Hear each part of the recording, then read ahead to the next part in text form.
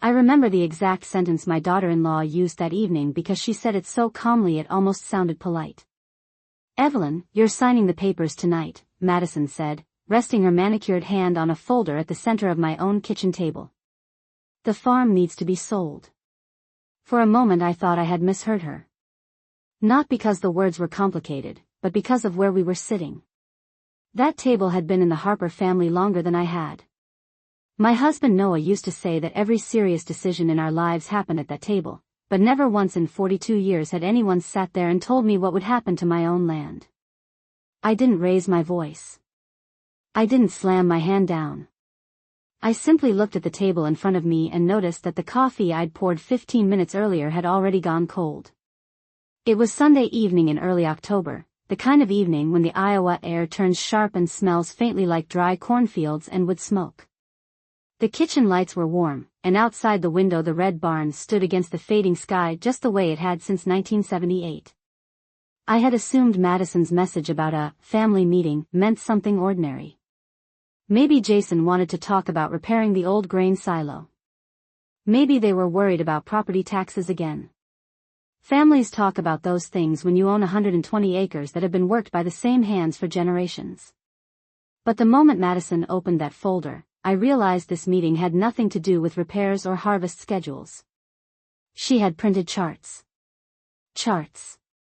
She slid one across the table toward me as if we were in a corporate boardroom instead of the farmhouse kitchen where my children learned to walk. "This is the offer," she continued smoothly, tapping the page with a pen. "A development company out of Des Moines. They're planning a residential project. If we sell now, the timing is perfect." I glanced at the paper, but the numbers meant nothing to me in that moment. What mattered was the quiet sound Jason made beside her. He cleared his throat and nodded. Not once did he look directly at me. That small movement of his head felt louder than anything Madison had said. "My son used to run through these fields with muddy boots and scraped knees.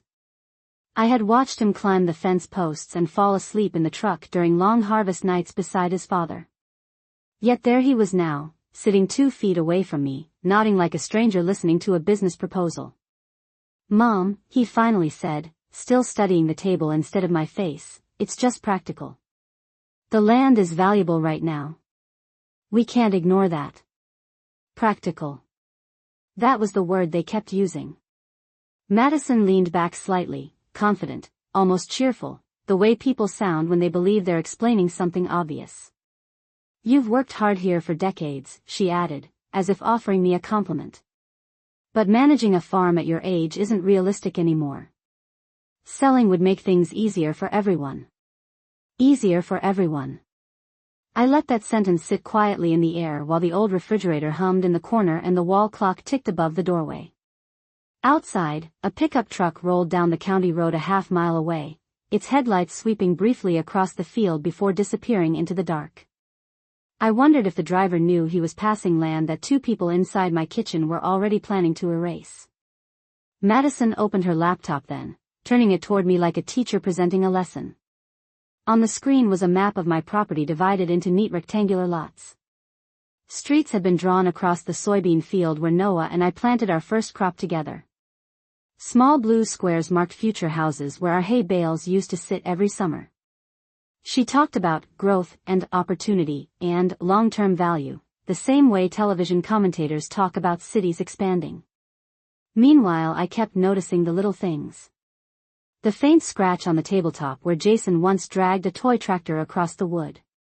The window above the sink where Noah used to stand every morning, coffee in hand, studying the sky to guess what the weather would do that day. I realized then that Madison had already decided the outcome of this meeting before it ever began. The papers were prepared. The offer had been negotiated.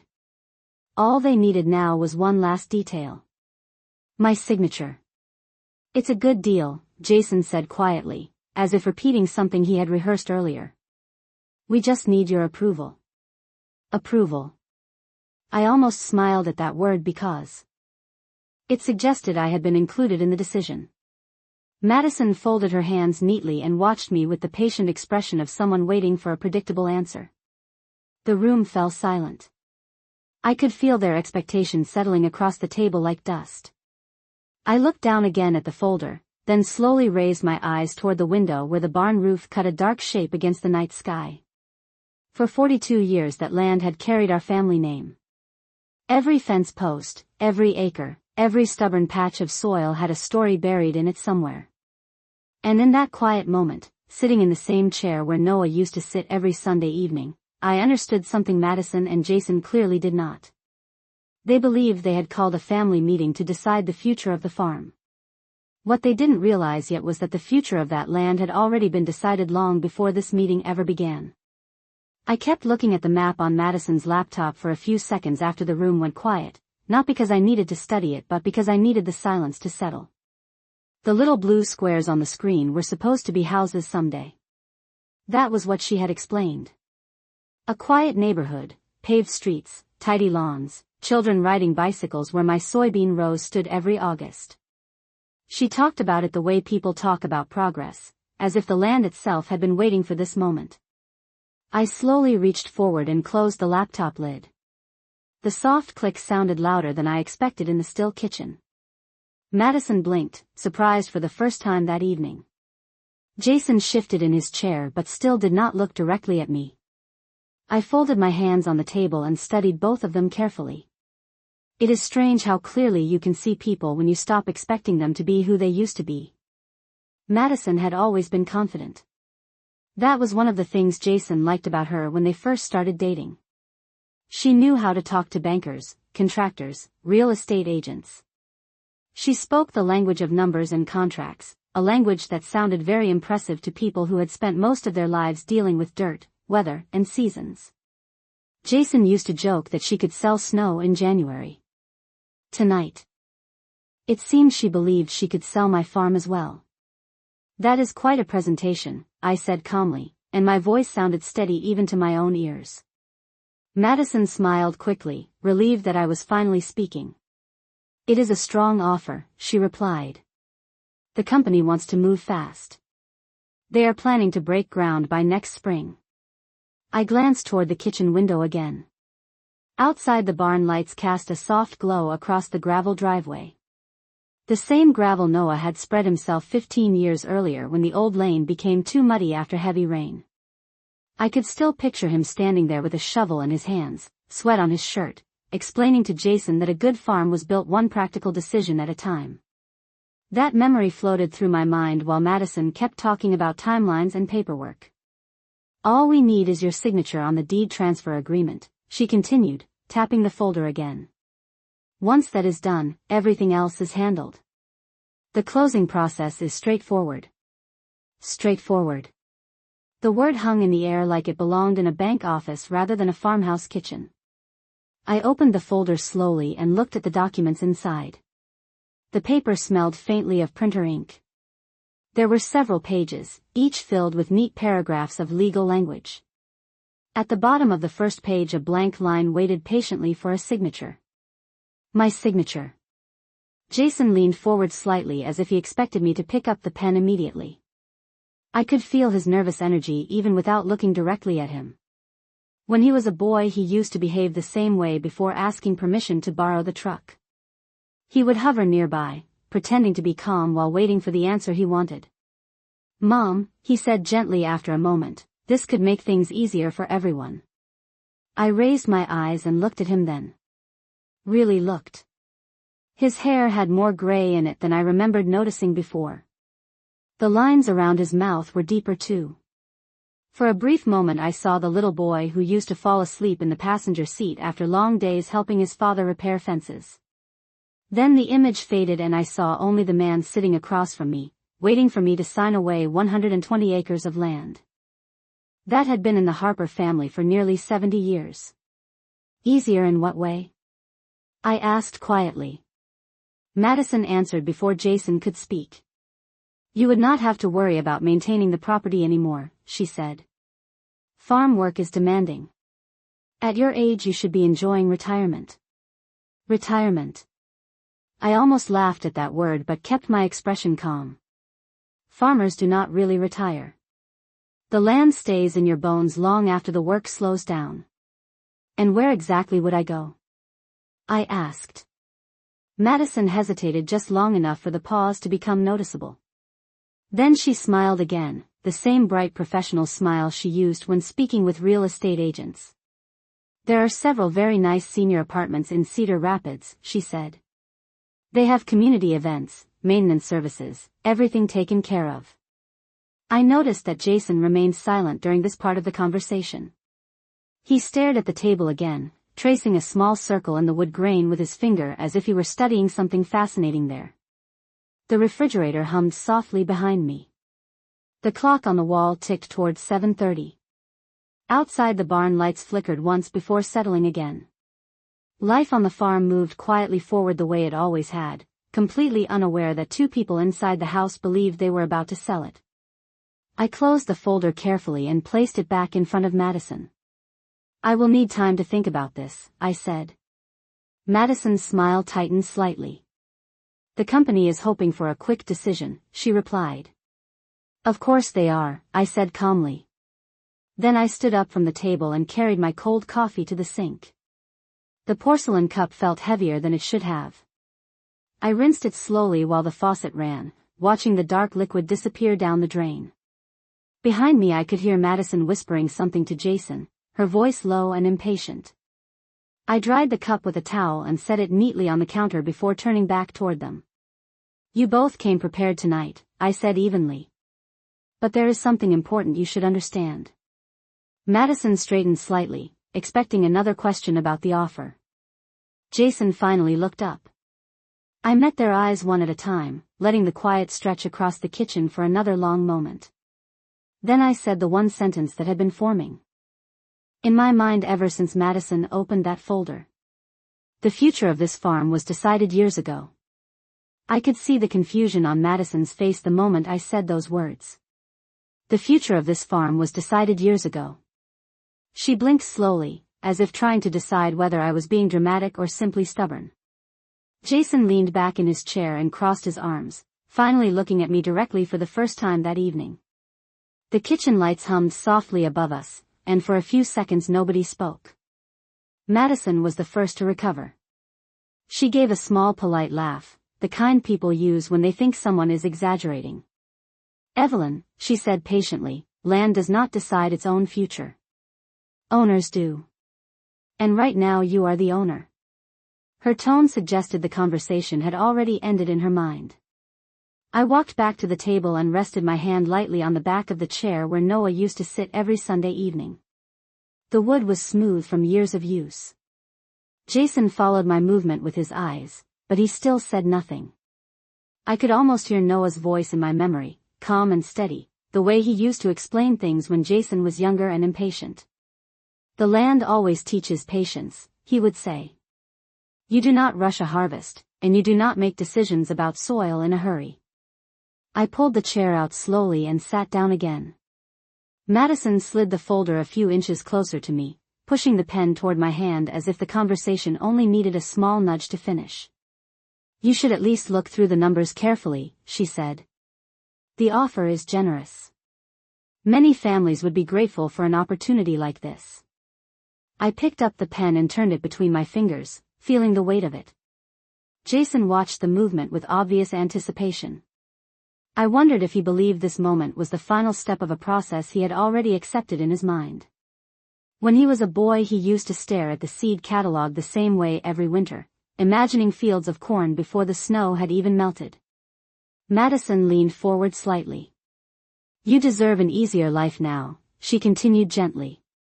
The farm is a lot of responsibility. Selling it could give you comfort. And security. I placed the pen back on the table without signing anything. The small sound of plastic touching would make Jason shift in his seat again. Comfort and security, I repeated quietly. Those are interesting words to use when talking about land that has supported this family for nearly 70 years. Madison folded her hands together, clearly trying to remain patient. Times change, she said. Property like this is more valuable as development land now. Holding on to it is not practical. I looked at Jason again. He had the same tired expression people often wear when they believe they are explaining something obvious to someone older. Mom, he said slowly, we are not trying to take anything from you. We are trying to help you make the smart choice. The smart choice.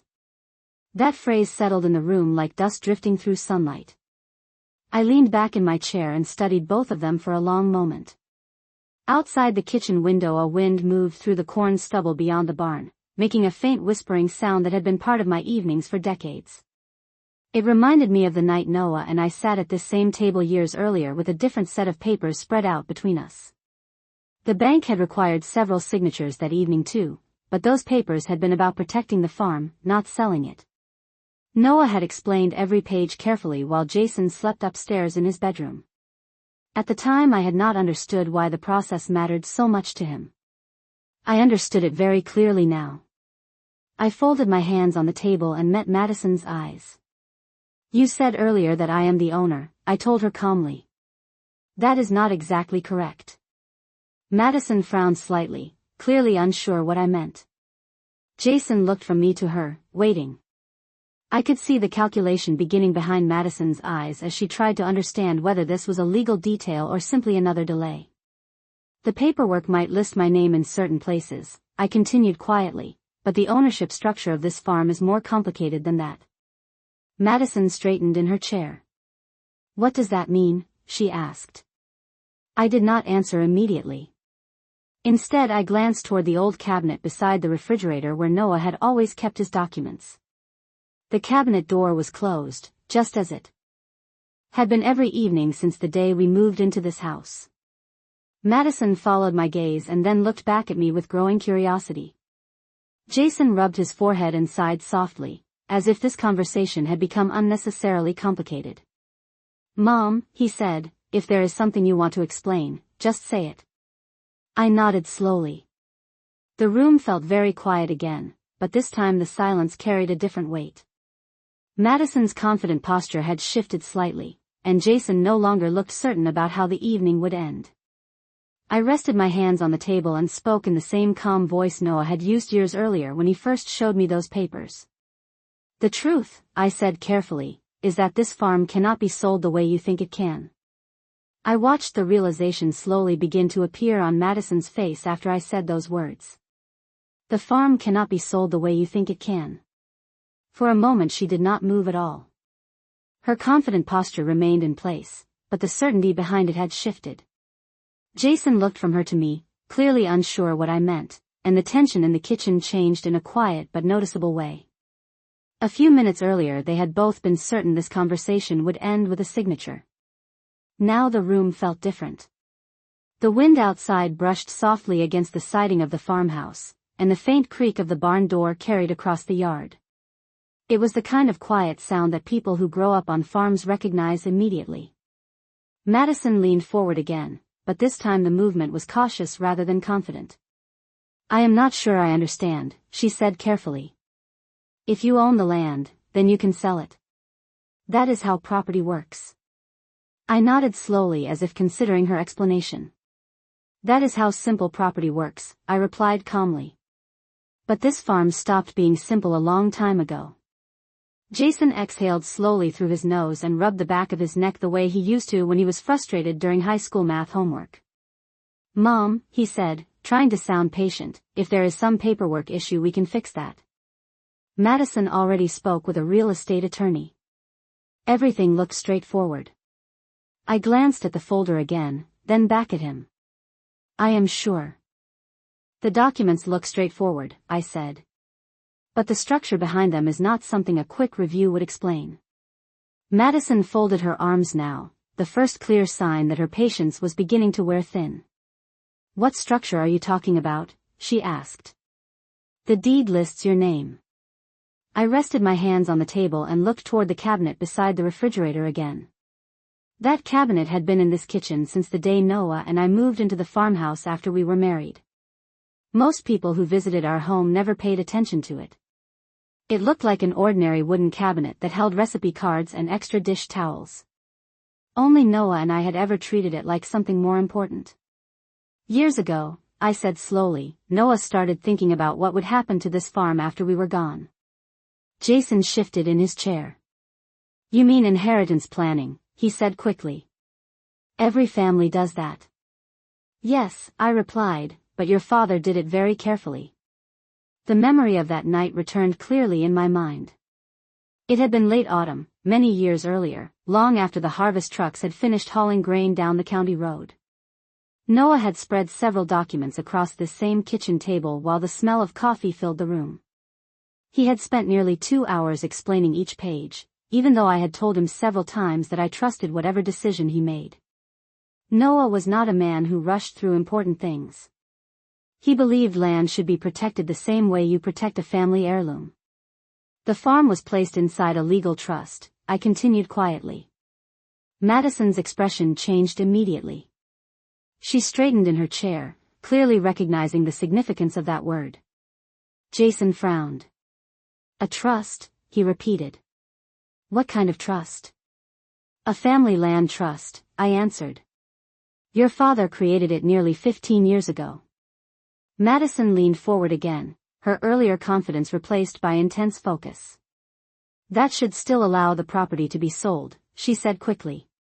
Many trusts are designed that way. I nodded slightly. Some are, I agreed. But not all. The kitchen clock ticked loudly on the wall as the silence stretched again. Jason looked between us with growing confusion. Mom, he said slowly, are you saying the trust prevents the sale? I paused for a moment before answering, letting the weight of the conversation settle in the room. Outside, a pickup truck drove past the end of the gravel lane, its headlights briefly lighting the barn roof before fading into the dark road beyond the fields. I had watched that same road for decades, watching seasons change and neighbors come and go. Land teaches you that time moves differently than people think. The trust was designed with one very specific rule, I said at last. Madison's fingers tightened slightly on the edge of the folder. Jason leaned forward in his chair. Neither of them spoke. Your father believed this land should remain part of the Harper family for as long as possible, I continued. He wrote that belief directly into the legal structure. Madison's voice came out sharper this time. What exactly does that rule say? I looked at both of them carefully before answering. It says the farmland itself cannot be sold to outside buyers without the approval of the trust's managing authority. Jason blinked in confusion. Who is the managing authority? He asked. I did not answer immediately. Instead, I stood slowly from the table and walked toward the old cabinet beside the refrigerator. The wood handle felt cool in my hand as I opened the door. Inside, behind a stack of cookbooks and neatly folded towels, sat a small metal lockbox that had not been moved in years. I lifted it carefully and carried it back to the table. Madison watched the box with growing tension. Jason's eyes followed it as well. I set it down gently between us and rested my hand on the lid. Your father planned many things very carefully, I said quietly. Then I looked directly at them and finished the sentence they were not expecting to hear. And the person who controls the trust is sitting right here in this kitchen.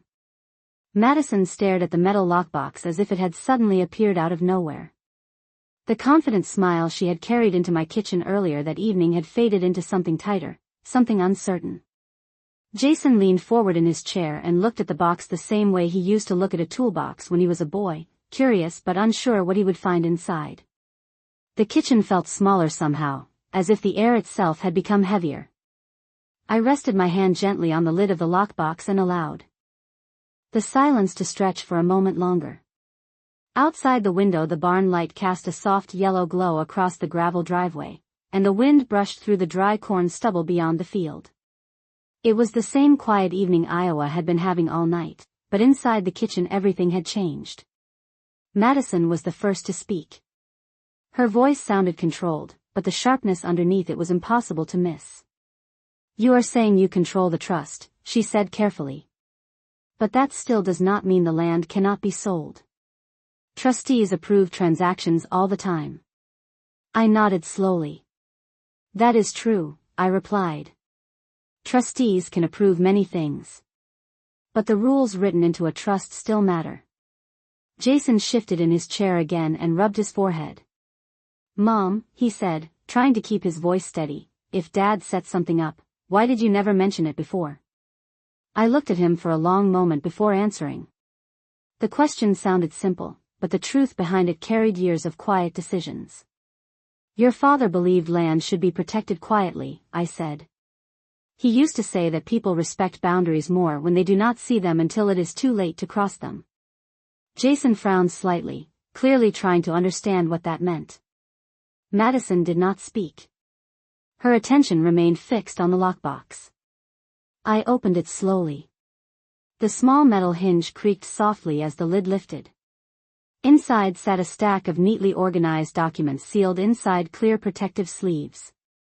The top page carried Noah's familiar handwriting across the label. Even after all these years, I recognized the careful slant of each letter immediately. I removed the first document and placed it gently on the table between us. Madison leaned closer to read it. Jason leaned forward as well. The heading at the top of the page read Harper Family Agricultural Trust. The words looked plain and ordinary, but they carried the weight of decades of planning. Madison's eyes moved quickly across the paragraphs while Jason tried to follow along beside her. I watched both of them carefully. For the first time since this meeting began, neither of them spoke with confidence. This document outlines the trust structure, I said calmly. Your father worked with an agricultural attorney in Cedar Rapids to create it. Jason looked up at me. What exactly does it say about selling the farm? He asked. I slid a second page out of the sleeve and placed it beside the first. The paragraph Noah had highlighted years ago remained clearly marked with a thin line of blue ink. It says the farmland cannot be sold to outside development interests unless the trustee determines that doing so protects the long-term agricultural purpose of the land, I explained.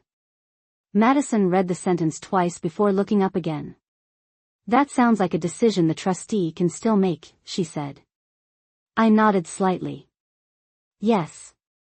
The trustee can make that decision. Jason looked from the paper to my face. And you are the trustee, he said quietly. I am, I replied. The words hung in the air between us. Madison straightened slowly in her chair, her earlier confidence replaced by careful calculation. Then this is simply a matter of interpretation, she said after a moment. Development could still benefit the land financially. Many farms transition into residential property over time. I closed the lockbox gently and rested my hands on top of it. Your father thought about that argument, I said. He believed farmland should remain farmland for as long as possible. That was the entire purpose of the trust. Jason stared at the document again, the realization beginning to settle in his expression. So you are saying the farm cannot be sold for housing development, he said slowly. I met his eyes and nodded. That is exactly what I am saying. The room grew quiet again. The refrigerator hummed softly behind us, and the clock on the wall ticked steadily toward 8 o'clock. Madison's fingers rested on the edge of the paperwork, but she no longer tried to push the folder toward me. Instead, she studied the documents the way a person studies a locked gate they did not expect to find in their path.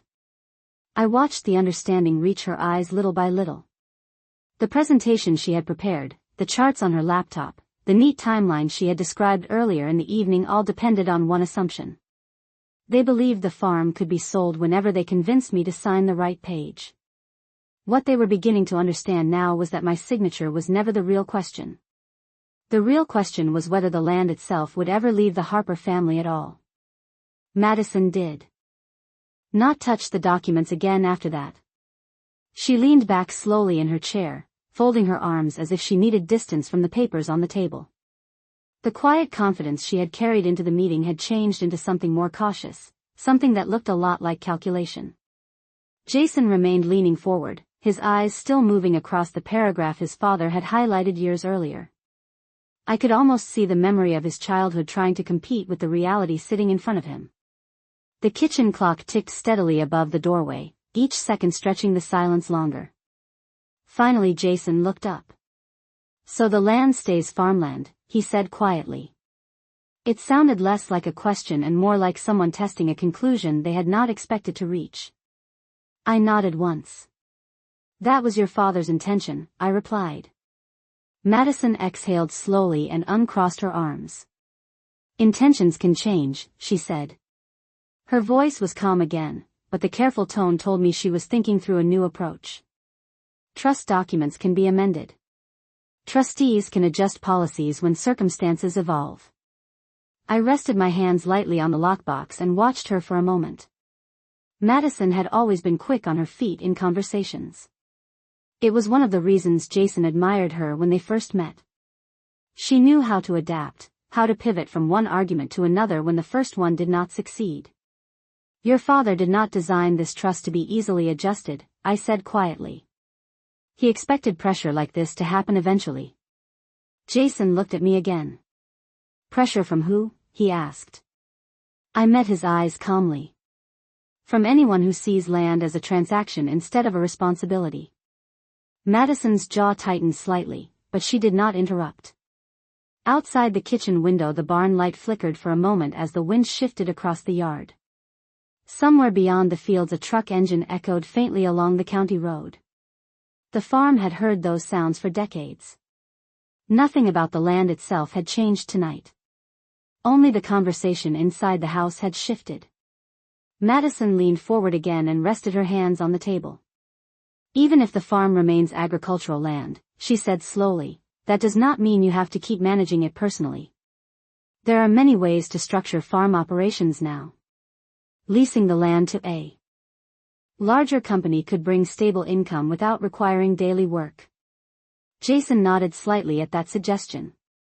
That could make sense, he added. You would not have to handle everything alone. I studied both of them for a moment before answering. You think I have been handling everything alone? I asked quietly. Jason hesitated. Well, since Dad passed away, yes. I almost smiled at that assumption. Your father and I prepared for that situation long before it happened, I said. Madison frowned slightly. Prepared how? She asked. I lifted another document from the lockbox and slid it gently across the table. This one carried a different heading across the top. Agricultural Management Agreement. Jason leaned forward again to read it while Madison followed along beside him. Your father arranged for long-term operational support through a cooperative farming group outside Cedar Rapids, I explained. They assist with planting schedules, equipment access, and crop rotation planning. Jason blinked in surprise. You mean the farm has professional management support already? He asked. I nodded. It has for several years. Madison looked up from the page. But you still make the final decisions, she said. Yes, I replied. That was always part of the plan. The tension in the room shifted again. The picture Madison had imagined earlier that evening was clearly different from the reality she was discovering piece by piece. She had believed the farm depended entirely on an aging owner who might be persuaded to simplify her life by selling. Instead, she was discovering a system Noah had quietly built over years, a structure designed to keep the land functioning long after he was gone. Jason leaned back slowly in his chair. I did not know any of this existed, he said. His voice sounded more thoughtful now than argumentative. Your father preferred to handle certain responsibilities quietly, I replied. He believed people appreciate stability more when they discover it in moments like this. Madison looked down at the documents again, then back at the lockbox. Her earlier confidence had not disappeared completely, but it had clearly been forced into a different shape. She understood now that the simple solution she had prepared for tonight did not exist. The farm was not an aging asset waiting to be sold. It was a carefully protected piece of land with rules and structures they had never considered. The kitchen grew quiet again as the reality settled around the table. Jason glanced once more toward the window where the dark outline of the barn stood against the night sky. I followed his gaze. That barn had stood through storms, droughts, and 3 generations of Harper family decisions. It would stand through this conversation as well. Finally Madison spoke again, her voice measured and controlled. So what exactly happens next? She asked. I closed the lockbox gently and folded my hands on top of it. Then I looked at both of them calmly and answered with the simple truth Noah had prepared years ago. What happens next, I said quietly, is exactly what your father intended all along. The kitchen remained quiet after I spoke those words. What happens next is exactly what your father intended all along. Madison sat very still, but I could see the thoughts moving behind her eyes as she tried to reorganize the plan she had brought into this house earlier that evening. Jason looked down at the papers again, then slowly leaned back in his chair as if the weight of everything he had just learned was beginning to settle on his shoulders. For several long seconds no one said anything. The refrigerator hummed softly behind us, and the clock on the wall ticked with a steady rhythm that sounded louder now that the conversation had shifted. Outside the kitchen window the barn light glowed across the gravel driveway and the wind moved quietly across the open fields. I had watched that same view for more than 40 years. Tonight it looked exactly the same as it always had, and yet the room behind me felt completely different. Madison finally broke the silence. Your father intended the farm to stay agricultural, she said carefully. I understand that part now. She tapped one finger lightly on the table. But land that size still needs a long-term plan. Eventually someone will have to take responsibility for it. Jason nodded slowly as if that point made sense to him. I listened to her without interrupting. Madison had always believed that every situation could be solved by presenting a logical argument. It was one of the reasons she had been so certain when she organized tonight's meeting. You cannot manage 120 acres forever, she continued. At some point the land will pass to the next generation. That is how families work. I nodded once. Yes, I said calmly. That is exactly how families work. Jason leaned forward again. Then eventually the farm becomes mine, he said. His voice carried a mixture of hope and uncertainty. I studied his expression for a moment before answering. Eventually the farm becomes part of the Harper family legacy, I replied quietly. But that does not automatically mean ownership works the way you are imagining. Madison's eyes narrowed slightly as she realized another layer of the conversation was about to unfold. What does that mean? She asked. I opened the lockbox again and removed another set of documents that had been resting beneath the trust agreement. The paper was older, slightly yellowed at the edges, but the ink remained clear and sharp. I placed the pages on the table between us. Jason leaned forward immediately. Madison followed a moment later. The heading at the top of the page read Agricultural Stewardship Clause. Jason read the words out loud quietly, as if testing them. Agricultural stewardship, he repeated. What is that? I rested my hands on the table and looked at both of them carefully. Your father believed land should belong to people who are willing to care for it, I explained. Not simply people who inherit it. Madison frowned. That sounds symbolic, she said. What does it actually mean in legal terms? I pointed gently toward the second paragraph of the document. Jason's eyes followed my finger while Madison leaned closer to read. The sentence had been underlined years earlier in the same blue ink Noah used to mark the trust agreement. Jason read the line slowly. The land shall remain under the stewardship of the individual who actively participates in its agricultural purpose and demonstrates continued commitment to maintaining the farm as working farmland. He stopped reading and looked up at me with confusion. So whoever manages the farm becomes the steward, he said. Yes, I replied. Madison looked up from the page. But you are the trustee, she said. That still places you in control. I nodded slightly. For now. Jason's brow furrowed as he tried to follow the meaning behind my words. Then what happens later? He asked. I folded the document carefully and placed it back on the table. The quiet in the kitchen stretched again, but this time the silence felt thoughtful rather than tense. Madison was no longer pushing the folder of sale documents toward me. Jason was no longer expecting a quick decision. The conversation had moved into territory neither of them had prepared for. Your father believed land should pass to the person who protects it, I said calmly. Not the person who simply expects it. Madison studied my face for several seconds as if she were measuring every word I had just spoken. Jason leaned back in his chair again, staring toward the window where the barn stood against the night sky. I could almost see the questions forming in his mind. Finally Madison spoke again, her voice quieter than before. "And how exactly is that decided?" she asked. I closed the lockbox slowly and rested my hands on top of it. Then I looked at both of them with the same steady calm Noah had always carried when discussing the future of the farm. "That," I said quietly, "is the decision your father expected the next generation to prove with their actions." I could see that both of them were trying to understand what that meant, but they were approaching the question from two very different directions. Jason looked thoughtful, almost unsettled, as if the conversation had opened a door he had never considered before. Madison, on the other hand, looked focused in a different way. She was not thinking about the history of the farm or the responsibility behind it. She was calculating outcomes. That was always how her mind worked. The kitchen remained quiet for several seconds while the weight of the stewardship clause settled across the table. Outside, the wind moved across the open land again, brushing softly against the dry grass and the empty soybean rows.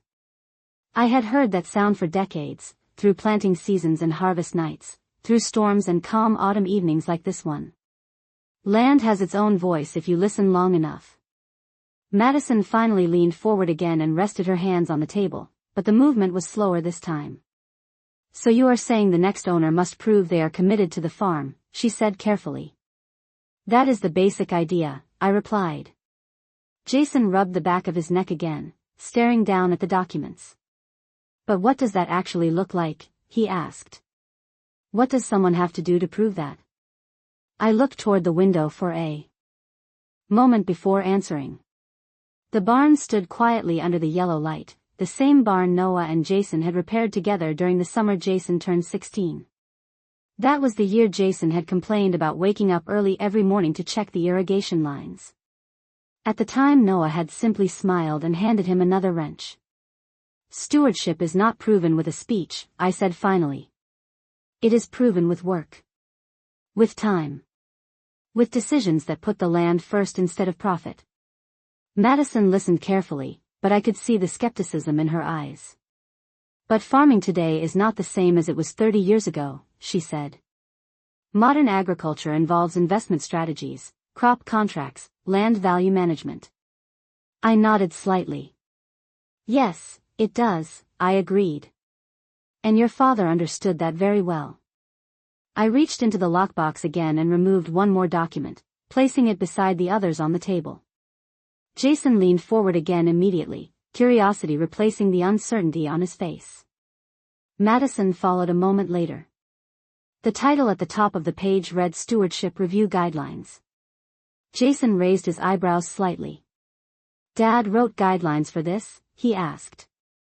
"Not alone," I said.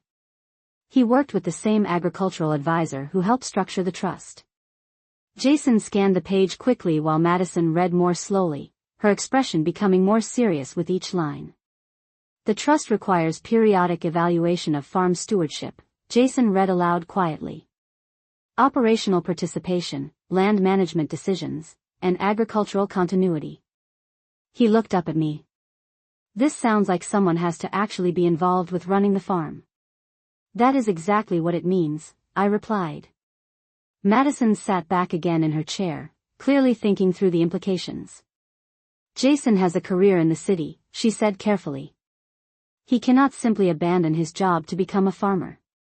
Jason looked uncomfortable hearing that statement spoken so directly, but he did not disagree. I studied both of them for a moment before responding. "Your father never expected the next generation to abandon their lives overnight," I said calmly. "But he did expect anyone who wanted control of the land to demonstrate genuine commitment to its future." Jason looked down at the paper again. "How long would someone have to do that?" he asked quietly. I tapped the last paragraph on the page. Jason read it slowly, his voice softer this time. "The stewardship candidate must participate in the agricultural operation for a sustained period and demonstrate the ability to maintain the farm as productive working land." Madison's eyes moved to the final sentence at the bottom of the page. She read it silently before looking up again. 5 years, she said. I nodded. Yes. 5 years. The room grew quiet again as that number settled into the conversation. 5 years of involvement. 5 years of learning the land, working with the soil, making decisions that affected crops, water, equipment, and seasons. It was not a requirement designed to be convenient. It was designed to reveal whether someone truly cared about the farm or only about the value of the land. Jason stared toward the window again where the dark outline of the barn stood beyond the gravel driveway. I could see the memory of his younger days flicker briefly across his face. Madison, however, was still studying the documents with sharp concentration. She had finally realized that tonight's conversation was not about a quick transaction. It was about a path that stretched years into the future. After a long moment she looked back at me. And until someone completes that process, she said carefully, you remain the trustee. I closed the lockbox again and rested my hands on the lid. That is correct, I replied calmly. Then I looked at both of them and added the final piece Noah had designed years earlier. Which means the future of this farm will depend entirely on who is willing to prove they deserve it. The words stayed in the air for a long moment after I finished speaking. Which means the future of this farm will depend entirely on who is willing to prove they deserve it. Jason looked down at the table again, but this time his expression was not confused. It was thoughtful, the way people look when they suddenly realize that a decision they believed was simple is actually much larger than they imagined. Madison remained very still in her chair, studying the documents as if the paper itself might change if she stared long enough. The kitchen clock continued its steady rhythm on the wall. 8 o'clock came and went without anyone noticing. Outside the farmhouse window the barn light cast a quiet glow across the gravel driveway, and the field stretched dark and silent beyond it. For decades those fields had followed the same cycle every year. Spring planting, summer growth, autumn harvest, winter rest. The land never rushed its seasons, and it never changed its rules just because someone wanted a quicker result. Madison finally lifted her eyes from the paperwork. Her voice was calm again, but it carried a careful edge. 5 years is a long time, she said. I nodded slowly. Farming is a long commitment, I replied. Jason leaned forward slightly. If someone actually did that, he said quietly, if someone worked the land and stayed involved for those 5 years, then what happens? I opened the lockbox one more time and removed the final document Noah had prepared all those years ago. I placed it gently on the table between us. The heading across the top read Future Stewardship Appointment. Jason read the title out loud under his breath. Madison leaned closer to see it clearly. Your father believed that a farm should never become an empty inheritance, I explained. He believed it should remain a working responsibility. Jason studied the document carefully. This says the trustee can formally appoint the next steward after the review period, he said. I nodded once. Yes. Madison tapped the paper lightly with her finger. Which means the trustee still decides who that steward will be, she said. I looked directly at her. Yes, I replied calmly. The quiet stretched again. This time the silence felt different. Earlier in the evening Madison had been trying to persuade me to sell the farm immediately. Now she was calculating something far more complicated. Jason looked toward the window again, his eyes settling on the dark outline of the barn beyond the yard. I could see the memories moving behind his expression. Long summer days when he drove the tractor beside his father. Evenings when he helped repair broken fence posts before dinner. Those memories had been buried under years of city life and office work, but they had never completely disappeared. 5 years, he repeated quietly. Madison turned toward him immediately. Jason, she said carefully, that is not a realistic path for you. He did not answer her right away. Instead he kept looking toward the barn outside. The wind moved across the fields again, brushing softly against the dry ground. I had watched that same view through the kitchen window for more than 40 years. Land teaches patience, but it also teaches clarity. Eventually every person has to decide what matters to them. Jason finally looked back at the table. Dad built something bigger than I realized, he said slowly. Madison's voice sharpened slightly. Your father also understood financial reality, she replied. Land like this could provide security for your entire family if it were sold. Jason glanced toward the folder she had brought earlier that evening. The charts and real estate projections were still there, untouched since I closed the laptop. Then he looked back at the stewardship document in front of him.